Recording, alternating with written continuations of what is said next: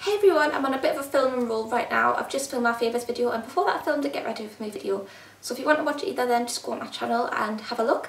But right now I've got an empties video of all the empties I've accumulated this month, which really just means every product I've finished or every sachet or something I've finished, I've just collected in this box to talk about what I think about them and whether I'll buy them or not or anything like that. So yeah, that's what an empties video is in case you're new to it, and I'll just get stuck into all the products in this basket.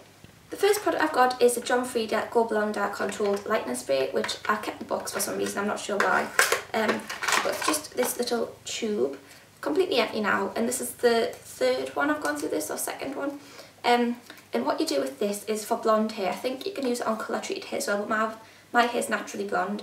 And you just spray this in when it's wet after you've washed it, before you blow dry it, and it's like it's activated by heat, so like by hair dryers or hair straighteners or anything like that. It's got peroxide in, I think, like a tiny amount, like it's not like bleaching your hair fully. And it's really good for roots, if people have roots coming through, it can kind of lighten the roots.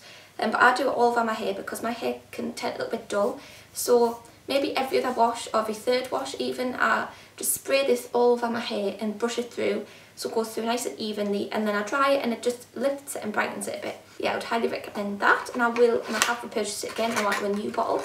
Next I've got the Johnson's eye makeup removal pads, which I go through every month. As I've said a million times if you heard us do these videos before, the cotton pad soap and eye makeup remover, they come in this little pot, you get 30 of them.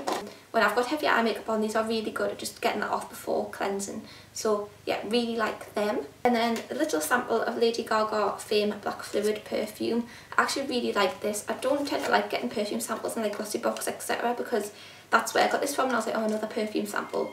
But this actually lasted us nearly a week of just using this perfume, and I really did like it, and I would consider like buying it or asking for it as a gift. I really like the smell. I'm not going to try and describe the scent. It says it here, Tears of Belladonna, blah blah blah blah blah. It is a nice, quite a wintry scent though, so I wouldn't buy it anytime soon, but this is a nice smell, so I suggest you go and sniff it. Another packet I've got is the Primark Deep Cleansing Facial Wipes. Again, another one thing I use up nearly every month. I don't have any at the minute, so probably won't be next empties for once. But these are just £1 for 2 packs of these, and you get 25 wipes in each packet, which I think is a really good deal. They're a nice wipe. They're not any worse than any other wipes I've used, I don't think. So I'd always just go back to these because they're pretty cheap. I've got some false eyelashes, which are the Girls Loud Sarah ones. I ripped the piece off the top.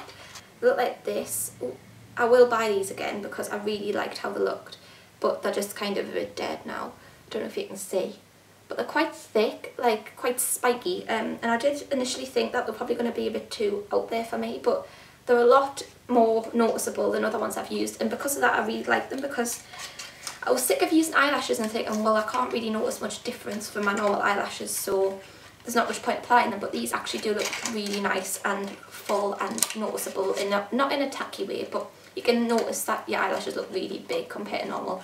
And a few of my friends asked which ones they were and wanted to buy them, so yeah, that was a good thumbs up for them, and I will buy them again. And then I've only got a few other bits to mention. The first is the Burberry Body sample perfume. Again, another perfume sample from Glossybox, but I didn't mind this one as much for some reason because it came in a really pretty little bottle. It's a bit like heavy florally.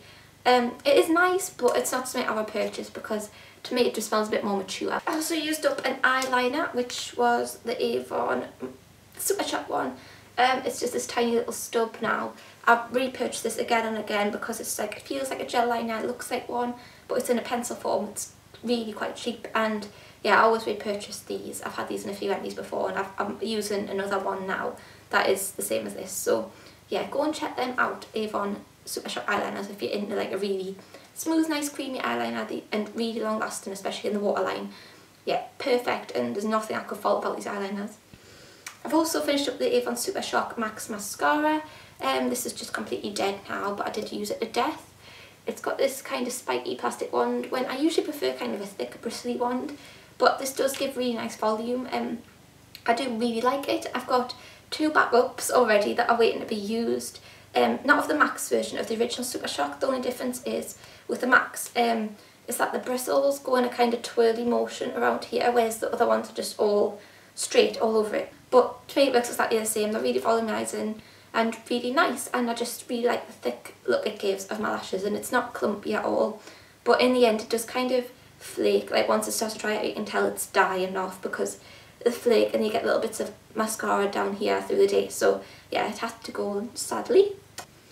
I've also used up the Murad Skin Perfecting Dewy Finish Primer, which came in this little pump. It was kind of like a dark colour, like a dark skin colour, and it was a bit dark for my skin tone, but it was alright once it was blended in.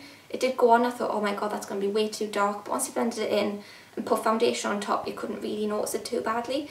But I won't repurchase it because of that. I didn't really notice it did anything in terms of making my foundation look longer or any dewier. It was just another step in my makeup routine that I didn't really need and didn't really do a lot for us that I noticed. So yeah, I won't be repurchasing that. And last but not least is the Dermalogica Daily Microfoliant, which is another glossy box sample. All my Empties tend to be glossy box samples.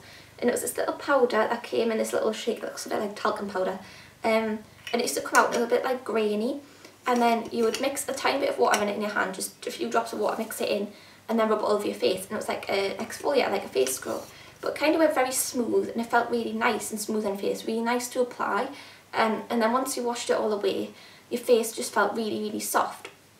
However, I do get the same effects from, there's an Origins scrub that I'm really liking testing out at the minute, so I think I might prefer that over this, which is why I wouldn't purchase this, because I think this is quite expensive. It does give me a really nice feel of the skin, but another problem that I thought I had with this was every time I used it, there was this time when I was using it every day instead of my Clarisonic, just to see if it would work daily and if it was just as good as my Clarisonic, and it didn't live up to my Clarisonic. It didn't cleanse as deeply, and I did find that I got a lot of tiny little red bumpy blemishes around my cheeks when I used this. I used this for like about a week doing that.